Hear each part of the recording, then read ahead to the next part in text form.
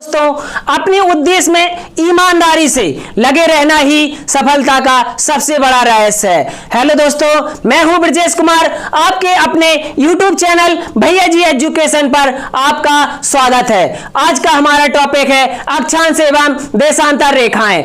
यह टॉपिक आगामी परीक्षाएं जैसे SSC, railway, bank, CTET, TET, super TET इत्यादि के लिए बहुत ही महत्वपूर्ण है। इस टॉपिक से 1 या 2 नंबर के प्रश्न हमेशा पूछे जाते हैं। आइए हम जानेंगे अक्षांश देशांतर रेखाएं। अक्षांश रेखाएं क्या होती हैं? अक्षांश रेखाएं किस महाद्वीप से गुजरती हैं? यदि कोई आतंकवादी हमारे देश पर अटैक करता है तो हमारे सैनिक कैसे पता करते हैं कि हमारे पर आतंकवादी ने कहां से अटैक किया है? इन्हीं सभी प्रश्नों के आंसर जानने के लिए हम पढ़ेंगे आज अक्षांश एवं देशांतर रेखाएं। आइए जाने अक्षांश रेखा।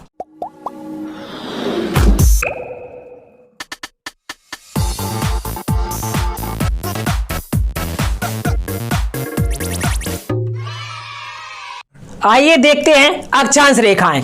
देखिए अक्षांश रेखाएं के लिए एक यह है हमारा ग्लोब है। ग्लोब को दो भागों में 0 डिग्री अक्षांश रेखा 0 डिग्री अक्षांश रेखा ग्लोब को 2 भागों में विभाजित करती है। इस रेखा को कहा जाता है भूमध्य रेखा।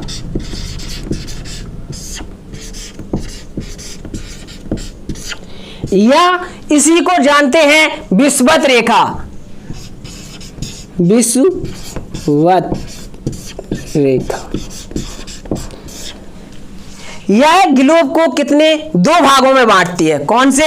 एक नॉर्थ पोल, दूसरा होता है साउथ पोल, यानी दक्षिणी उत्तरी गोलार्ध और दक्षिणी गोलार्ध।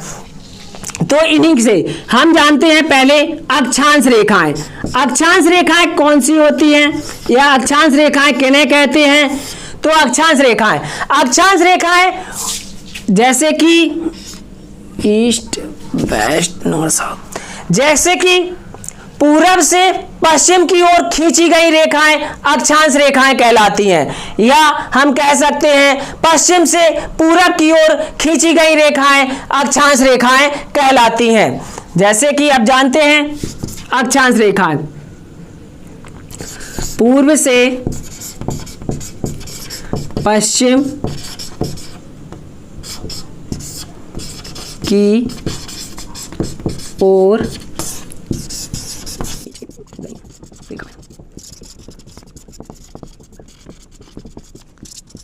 देखिए अक्षांश रेखाएं पूरब से पश्चिम की ओर खींची गई रेखाएं अक्षांश रेखाएं कहलाती हैं। इसी को हम दोहरा सकते हैं कि हमने अभी कहा है पूरब से पश्चिम की ओर खींची गई रेखाएं अक्षांश रेखाएं कहलाती हैं। यह कह सकते हैं कि हम पश्चिम से पूरब की ओर खींची गई रेखाएं अक्षांश रेखाएं कहलाती हैं। और जब हम यह सब भूल जाते हैं तो एक छोटी सी डेफिनेशन हमेशा याद रहती है। कौन सी? कि हमें जब ये रेखा कैसी दिखाई दे रही है ग्लोब पर? लेटी हुई। तो जब हमें लेटी हुई दिखाई देती है तो हम कह सकते हैं जो रेखाएं हमें ग्लोब पर लेटी हुई दिखाई देती है उन्हें हम अक्षांश रेखाएं कहते हैं।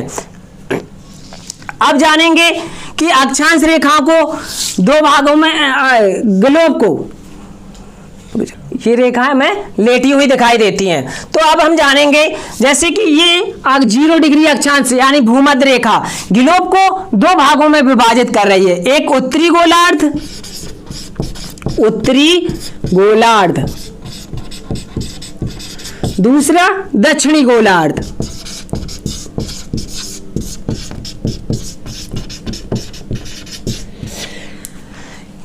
भूमध्य रेखा ग्लोब को 2 भागों में बांट रही, उत्तरी गोलार्ध, दक्षिणी गोलार्ध। तो इन्हीं प्रकार से कि हमने देखा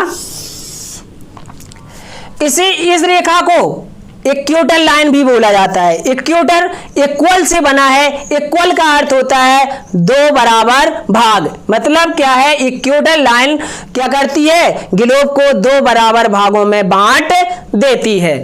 ठीक, अब हम जानते हैं कि 0 डिग्री जो अक्षांश रेखा है इसी के ऊपर 23.5 डिग्री किसमें? नॉर्थ में। इस रेखा को, इसको तो हमने कहा भूमध्य रेखा, इसको कहते हैं हम कर्क रेखा, कर्क रेखा। इसी के ऊपर 66.5 डिग्री नॉर्थ रेखा को हम बोलते हैं आर्कटिक रेखा, आर्कटिक रेखा। इसी प्रकार से नीचे साउथ में 23.5 डिग्री साउथ रेखा को मकर रेखा के नाम से जाना जाता है, मकर रेखा। इसी प्रकार 66.5 डिग्री नॉर्थ में तो 66.5 डिग्री साउथ में, 66.5 डिग्री साउथ की रेखा को जाना जाता है अंटार्कटिक रेखा के नाम से।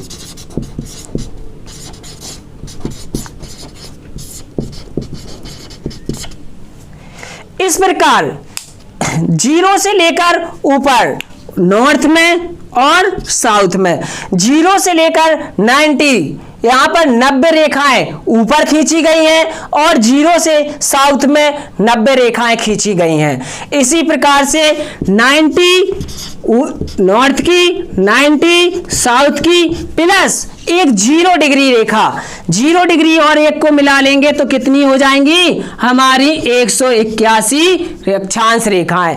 तो हमारे ग्लोब पर 181 अक्षांश रेखाएं खींची गई हैं। 2 अक्षांश रेखाओं के मध्य 2 क्रमांकन लगातार 2 अक्षांश, जैसे 0 से लेकर और 1, 0 और 1 अक्षांश रेखा, इनके बीच की दूरी 111 किलोमीटर की होती है। अब जानेंगे हम अक्षांश रेखाएं किस महाद्वीप से होकर गुजरती हैं। अक्षांश रेखा किस महाद्वीप से गुजरती है?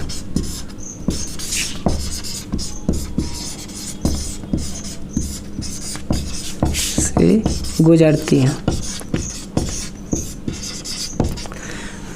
तो इसे जानने के लिए हमें पहले 7 महाद्वीप याद होने चाहिए। कौन कौन से हैं वो?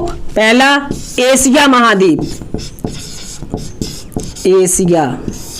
दूसरा अफ्रीका महाद्वीप, अफ्रीका। तीसरा उत्तरी अमेरिका महाद्वीप, उत्तरी अमेरिका। चौथा दक्षिणी अमेरिका महाद्वीप।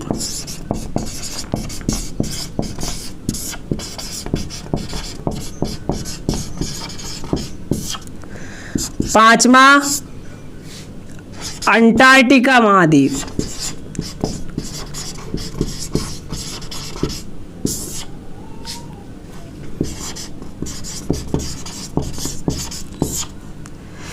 इसी प्रकार छठवां यूरोप महाद्वीप। सातवां ऑस्ट्रेलिया महाद्वीप।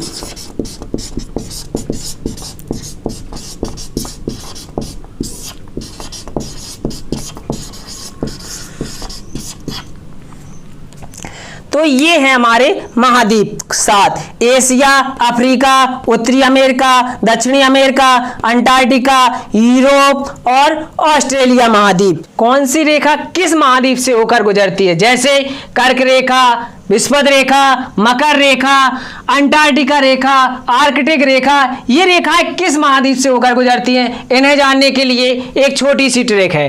जैसे आम,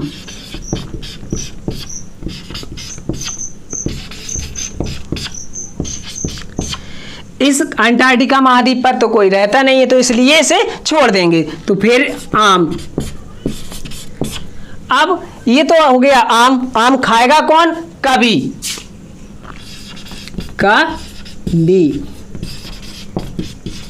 कभी।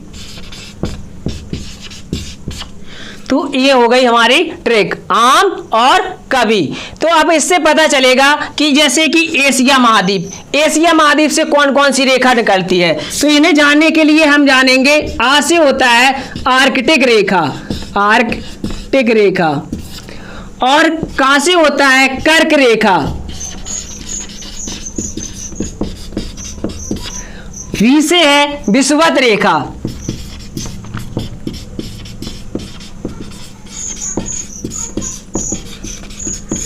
तो ये हो गई रेखाएं। तो हमें पता चल गया कि एशिया से कौन कौन सी रेखा निकल रही है, आर्कटिक रेखा, कर्क रेखा और विषुवत रेखा।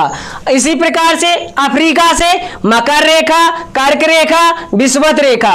इसी प्रकार से उत्तरी अमेरिका से आर्कटिक रेखा और कर्क रेखा। इसी प्रकार दक्षिणी अमेरिका से मकर रेखा और विषुवत रेखा।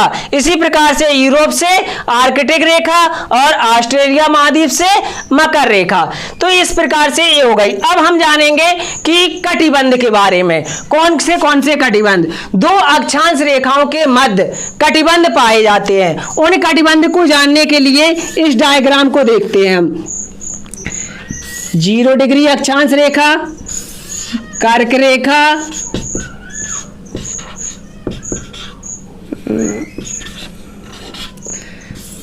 आर्कटिक वृत्त, मकर रेखा,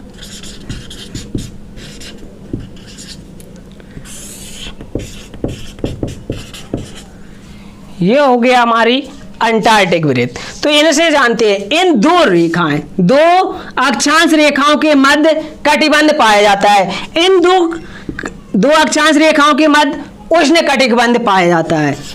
उष्ण कटिबंध। इसी प्रकार से इस तरफ उत्तर में, तो उत्तर में कहेंगे उत्तरी शीतोष्ण कटिबंध, शीतोष्ण कटिबंध। इसी प्रकार से उत्तरी शीत कटिबंध, शीत कटिबंध। इसी प्रकार से दक्षिण में, तो ये पूरा यहां तक तो उष्ण कटिबंध ही पाया जाता है। इसके नीचे होता है, जैसे ऊपर हो गया उत्तरी शीतोष्ण कटिबंध और नीचे होता है दक्षिणी शीतोष्ण कटिबंध, शीतोष्ण कटिबंध। इसी प्रकार से दक्षिणी शीत कटिबंध।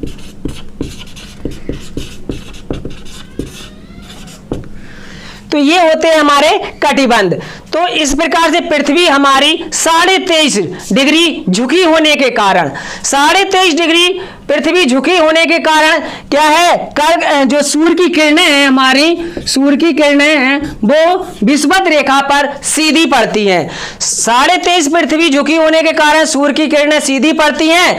तो यहां पर सीधे पड़ने के कारण टेम्परेचर अधिक पाया जाता है, तापमान अधिक पाया जाता है।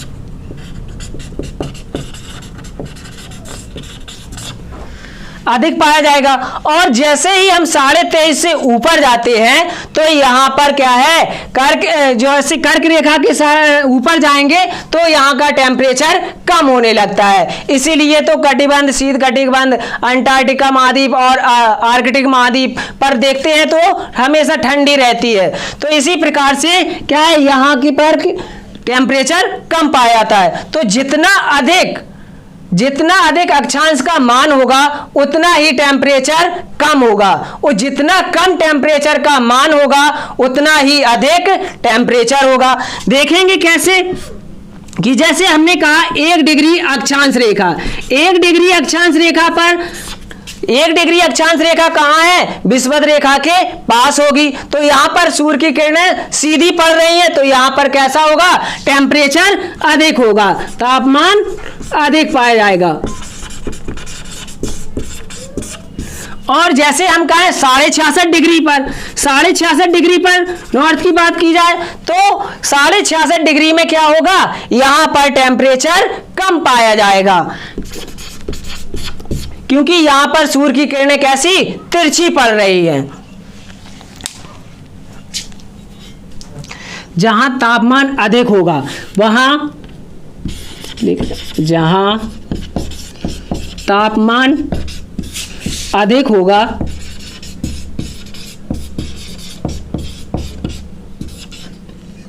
वहां जल अधिक गर्म होगा, जल अधिक गर्म होगा। जल अधिक गर्म होगा तो वहां बाष्पीकरण की क्रिया अधिक बनेगी।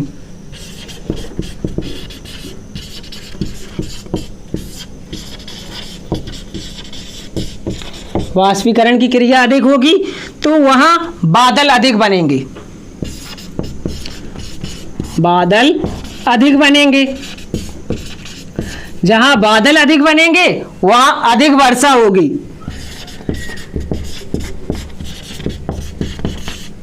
जहां अधिक वर्षा होगी तो वहां अधिक फसल उगेगी,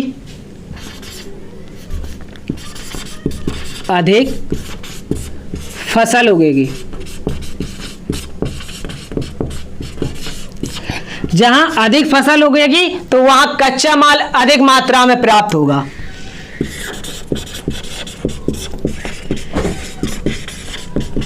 अधिक मात्रा में।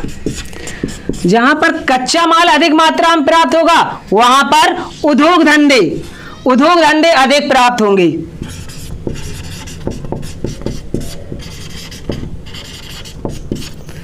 उद्योग धंधे अधिक प्राप्त होंगे। जहां उद्योग धंधे अधिक प्राप्त होंगे तो वहां जनसंख्या अधिक निवास करेगी, अधिक निवास करेगी।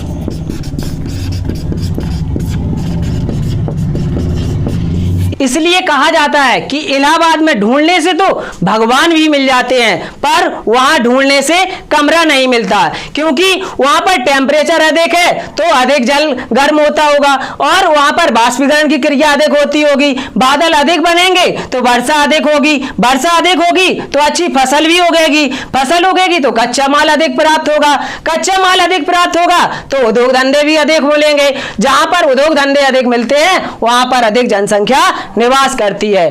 ठीक है, इसी प्रकार से जहां पर तापमान अधिक होगी वहां पर वर्षा अधिक होगी, जहां पर वर्षा अधिक होगी वहां की वनस्पति भी अधिक हरी भरी होती है।